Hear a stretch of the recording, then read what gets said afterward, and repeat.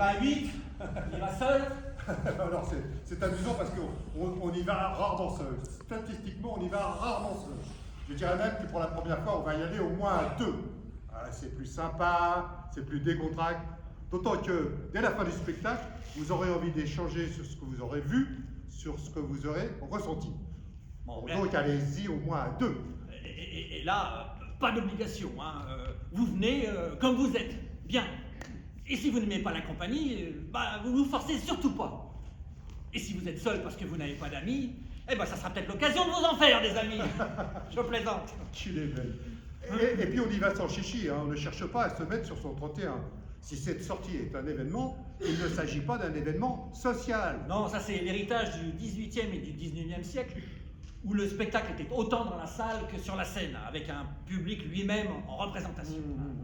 Aujourd'hui, c'est d'un événement beaucoup plus intime dont il s'agit. Un événement qui réclame de la disponibilité. Et c'est dans cette perspective que l'on va choisir sa tenue.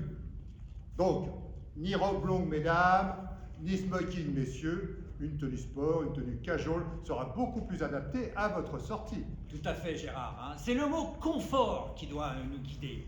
En choisissant des vêtements peut-être un peu amples, avec des tissus respirants, pas de synthétique, hein, du coton plutôt, du lin si on est en été. On va aussi penser à des chaussures qu'on va pouvoir ôter facilement. Des mocassins, des ballerines, des bottines, des baskets à scratch. Non. Les baskets à scratch sont pratiques, mais elles sont bruyantes.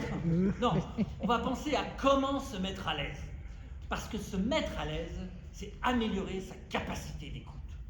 Et donc, sa présence au spectacle. Et puis on va arriver au théâtre un petit quart d'heure avant.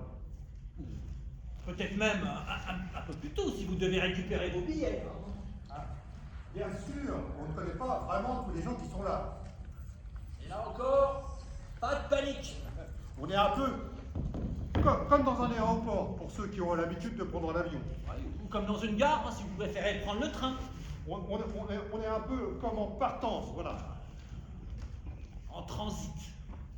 Et puis, on va se laisser guider par le personnel d'accueil, qui va nous informer de l'ouverture de la salle, et qui va nous aider à nous trouver notre place, si elle est numérotée.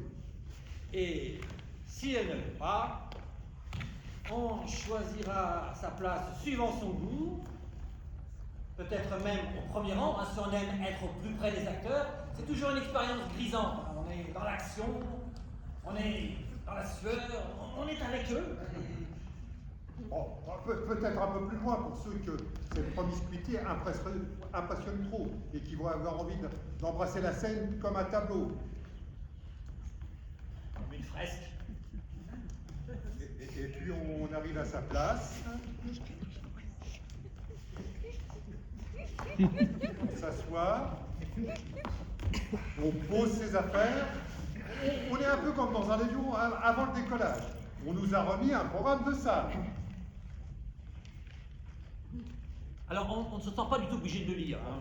Sa lecture ne va pas rendre notre expérience de spectateur plus riche ou plus intense. Non, elle va éventuellement la préciser, la guider. Eh bien, lisez-le si vous ressentez un besoin de sécurité. Et sinon, vous le lirez tranquillement plus tard. Hein. Est-ce que j'ai vraiment bien fait de venir, hein? C'est la question qui, évidemment, peut vous retraverser l'esprit. Et immédiatement, vous répondez « Oui, oui, oui !» Et surtout, vous ne projetez pas d'image négative. Hein. Il ne va pas y avoir de crash au décollage ou en vol. Au pire, 1h38 d'inconfort. Alors, tout va bien, on relativise, on ramène les choses à ce qu'elles sont. Alors, on va surtout penser à comment mettre à profit ces quelques minutes qui nous séparent du début du spectacle pour trouver quelque chose qui va avoir une importance capitale au bon déroulement de la soirée. On va essayer de trouver son corps de spectateur. Et pour trouver son corps de spectateur, on va faire appel, tout simplement, à Jean Vilar. Jean Vilar, figure emblématique du théâtre public français, directeur du Théâtre National Populaire, Le fameux TNP. et fondateur du Festival d'Avignon. Et que nous dit Jean Vilar? Jean Vilar nous dit: le spectateur est un homme assis, son corps est décontracté, ses jambes sont molles. Voilà.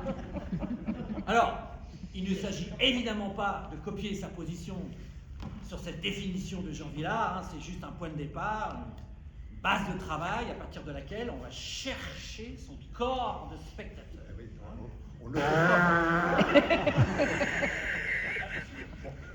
On ne le trouve pas forcément du premier coup, hein. Il faut le laisser venir, ça ne se fera pas forcément à la première représentation. La première fois, on va peut-être être un peu tendu, un peu gauche, un peu engoncé dans son corps de spectateur. Mais l'important, c'est de trouver le corps qui nous correspond le mieux, qui est le plus nôtre. Comme on l'a vu tout à l'heure dans notre petit exercice d'inspire-expire, l'important, c'est d'être en position de recevoir. Et il ne faut pas se mettre en position contre. Parce que si vous mettez en contre, rien ne passera. Et rien ne passera, d'autant plus qu'un corps en contre va avoir des répercussions sur ce qui se passe sur la scène. Au théâtre, le regard s'entend.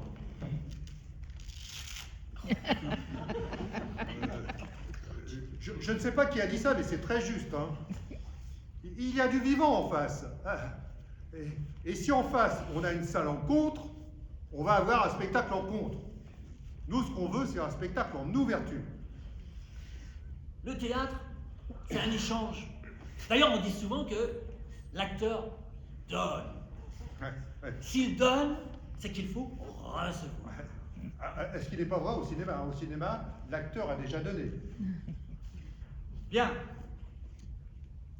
Vous êtes bien installés, tout va bien? Alors, la pénombre se fait dans la salle, signe que la pièce va bientôt commencer. Et tandis que le brouhaha des spectateurs cède la place au silence, le rideau s'ouvre sur la scène.